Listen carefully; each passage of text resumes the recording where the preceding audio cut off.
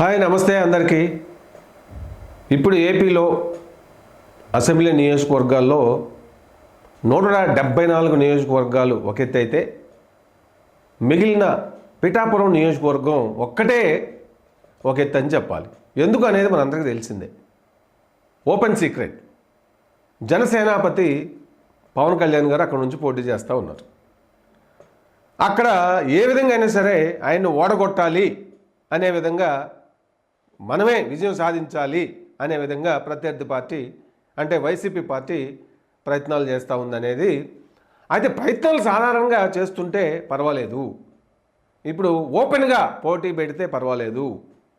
అంటే ఏ విధమైనటువంటి ప్రలోభాలకి గురి చేయకుండా ఓపెన్గా ఉంటే ఖచ్చితంగా ఆడ విజయం ఎవరికి వరిస్తుందనేది అందరికీ తెలిసినటువంటి విషయం అనేది జనసేన వాళ్ళు చెబుతున్నటువంటి వాదన. మీరు అంటే అప్పుడే ఎందుకు భయపడుతున్నారు? గెలవలేక ఏదో ముందుగానే ఆరోపణలు చేస్తున్నారు వైసీపీ పార్టీ పైన.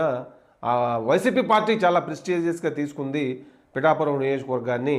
అక్కడ ఎట్లయినా సరే వైసీపీ జెండా ఎగిరివేయాలి అన్నట్లుగా వైసీపీ పార్టీ భావిస్తుంది కాబట్టి, సో ముందుగానే ఆ పార్టీ పైన లేనిపోని ఆరోపణలు చేస్తున్నారు అని చెప్పి అనేది ఆ పార్టీ అభిమానులటువంటి వాళ్ళ వాదన. సో వాస్తవంగా ఏంటి, ఎందుకు అనేది మనం చూస్తే నిజంగా అంటే ఇక్కడ జగన్ గారికి పవన్ కళ్యాణ్కి ఏమైనా శత్రుత్వం ఉందా? అంతకుముందు లేదు కదా. రాజకీయంగా ఐడియాలజికల్గా పొలిటికల్గా ఒకరి అభిప్రాయాలు ఒకరి సిద్ధాంతాలు ఒకరికి నచ్చట్లేదు, అంతే. రాజకీయంగా వైరుధ్యం ఉంది తప్ప వ్యక్తిగతంగా ఒకరంటే ఒకరికి ఏమీ అక్కడ దాయాదులు తగాదాలు కాదు, లేదంటే వేరే విషయాలు ఏమి కాదు. వైసీపీ పరిపాలన, జగన్ గారి పరిపాలన మొదటి నుంచి కూడా పవన్ కళ్యాణ్ గారు విమర్శిస్తూ ఉన్నారు.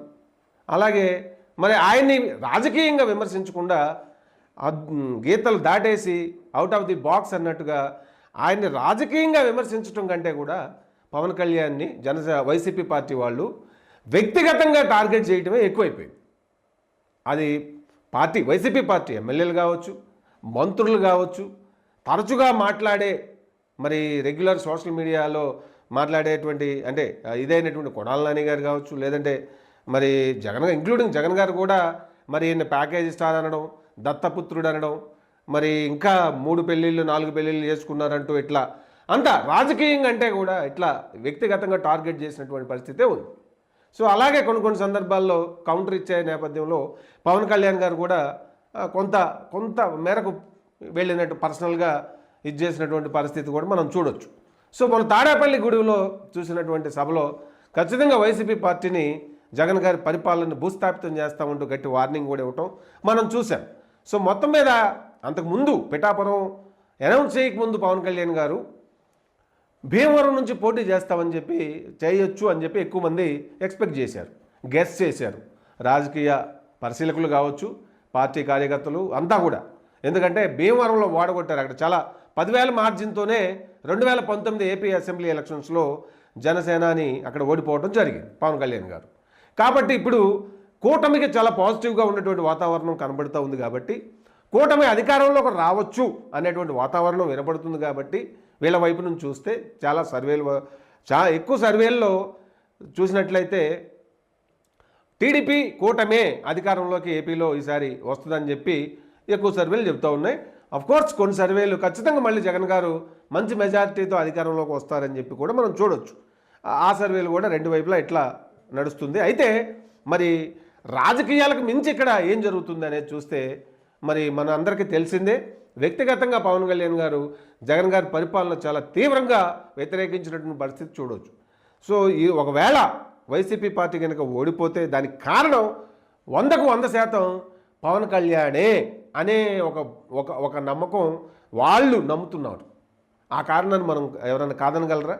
ఎందుకంటే పవన్ కళ్యాణ్ కనుక టీడీపీతో అలయన్స్ అవ్వకుండా ఉంటే, పవన్ కళ్యాణ్ అంటే జనసేన పార్టీ 2019లో మాదిరే ఒంటరిగా పోటీ చేస్తే, ముక్కోణపు పోటీ జరిగినట్లయితే ఖచ్చితంగా టీడీపీ ఓడిపోద్ది.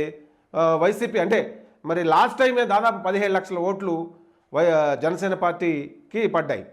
ఆ చీలిక వల్ల మరి తెలుగుదేశం పార్టీకి బాగా డ్యామేజ్ అయినటువంటి పరిస్థితి జరిగిందని చెప్పి రాజకీయ పరిశీలకులు చెప్పిన పరిస్థితి మనం చూడొచ్చు.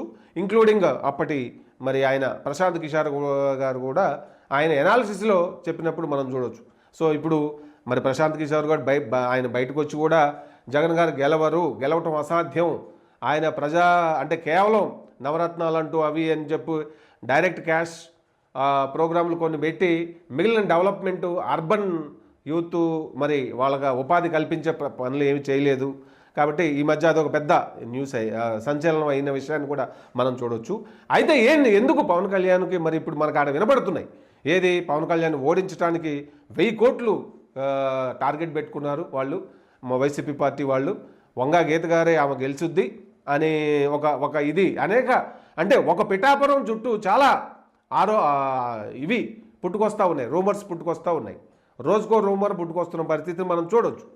ఏదేమైనా కూడా ఎందుకంటే రాజకీయం అన్నప్పుడు, ఎలక్షన్లు అన్నప్పుడు పోటాపోటీ ఉంటుంది, గెలిపోవటంలో ఉంటాయి తప్ప తాయిలాలు అంటామా?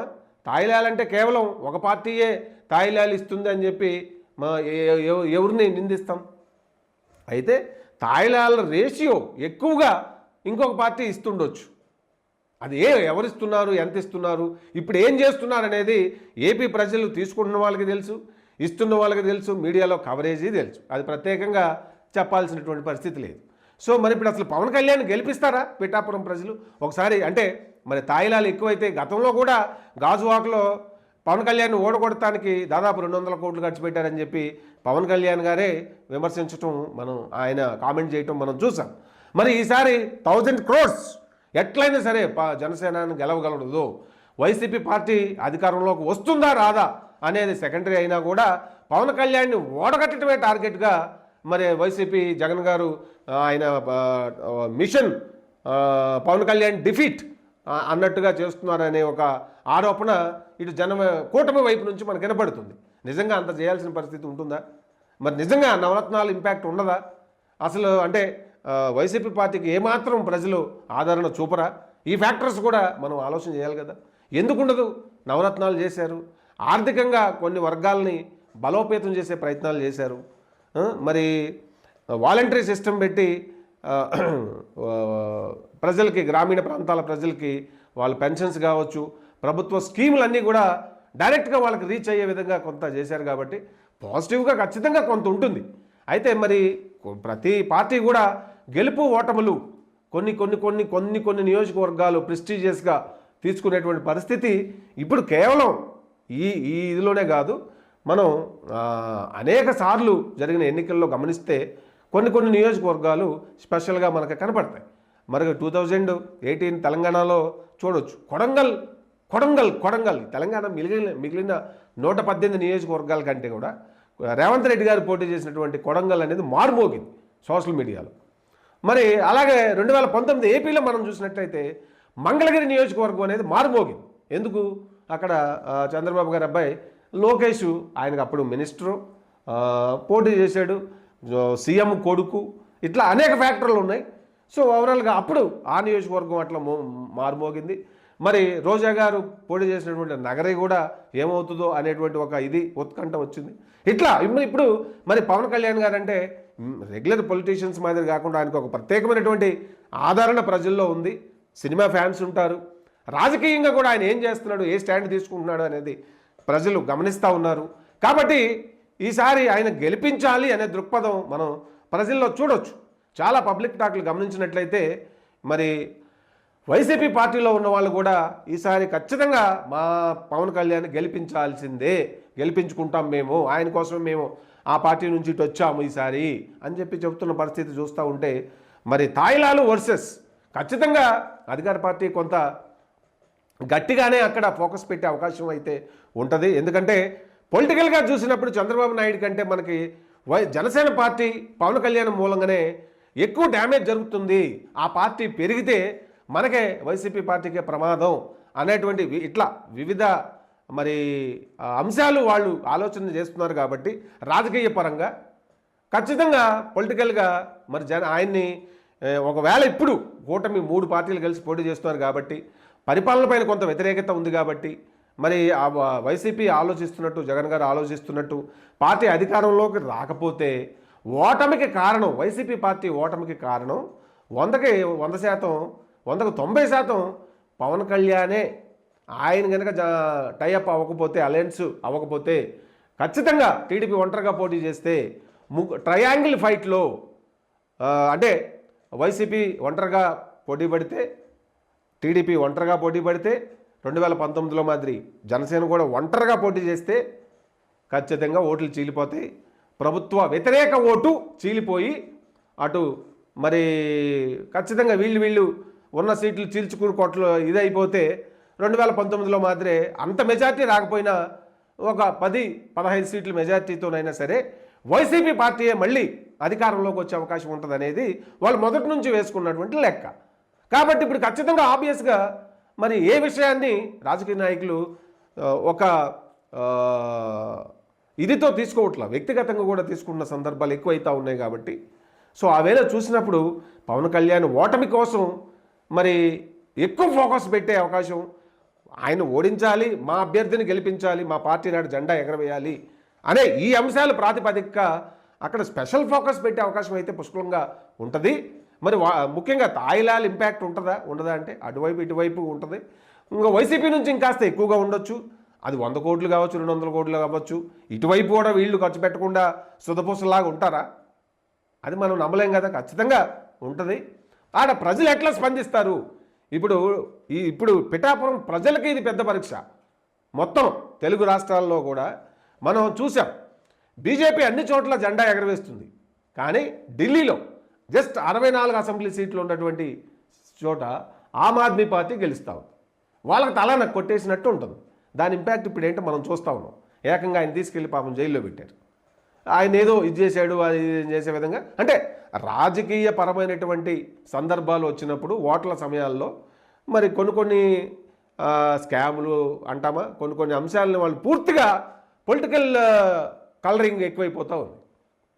కానీ అది ఢిల్లీ ప్రజలు మరి ఇక్కడ బాహుబలి లాంటి బీజేపీని కాదనుకొని చిన్న చీమ లాంటి కేజ్రీవాల్ని ఎందుకు గెలిపించారు అంటే ప్రజల తీర్పు.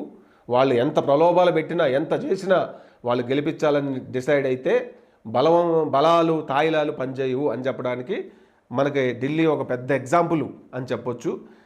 అంటే డెమోక్రసీలో ప్రజలకి ఓటు హక్కు ఎంత పవర్ఫుల్, దాన్ని వాళ్ళు కరెక్ట్గా వినియోగించాలని అనుకుని డిసైడ్ అయినప్పుడు బ్రహ్మదేవుడు కూడా వాళ్ళని మార్చలేరు అని చెప్పడానికి అదొక ఉదాహరణ. అట్లనే మరి ఇప్పుడు పిఠాపురంలో ఆ తరహా యాటిట్యూడ్ ప్రజల్లో ఉందా, వాళ్ళు డబ్బులకు లొంగరా, తాయిలాలకు లొంగరా, చూద్దాం మరి నిజంగా. అంటే కేవలం తాయిలాలు వేసేస్తారు అట్లనే గెలిపిస్తారు అని అంటున్నారు. ప్రజలకంటూ ఒక ఆలోచన ఉండదా?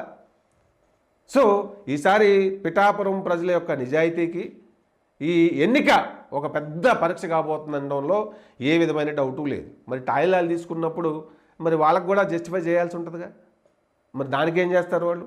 అసలు తీసుకోకుండా లేదు మేము పవన్ కళ్యాణ్కే ఈసారి ఓటేస్తామని చెప్తారా? లేదంటే మరి తాయిలాలు అటువైపు నుంచి తీసుకొని హాయిగా ఈ మా డబ్బులే మమ్మల్ని పరిపాలిస్తామని చెప్పి స్కాములు చేసి సంపాదించి మాకే ఇచ్చారు కాబట్టి అట్లా సంతృప్తి పరుచుకొని మరి పవన్ కళ్యాణ్కి వేస్తారా? లేదా తీసుకున్నాం కాబట్టి అటొక ఓటు ఇటొక ఓటు వేద్దామంటారా? అక్కడ మొత్తం కలిపితే 2,30,000 ఓట్లు ఉన్నాయి పిఠాపురంలో. సిట్టింగ్ ఎమ్మెల్యే వైసీపీ అయిన దొరబాబు. సో ఈసారి మరి అప్పుడు వంగా గీత సీనియర్ లీడర్ ఆమె, సిట్టింగ్ ఎంపీ కాకినాడ, గతంలో పిఠాపురం నుంచి పోటీ చేసి ఒకసారి గెలిచారు, ఒకసారి ఓడిపోయారు. ఆమెకు కూడా ప్రజల్లో మంచి ఆదరణ ఉంది. సో ఇట్లా అనేక ఫ్యాక్టర్స్ ఉన్నాయి.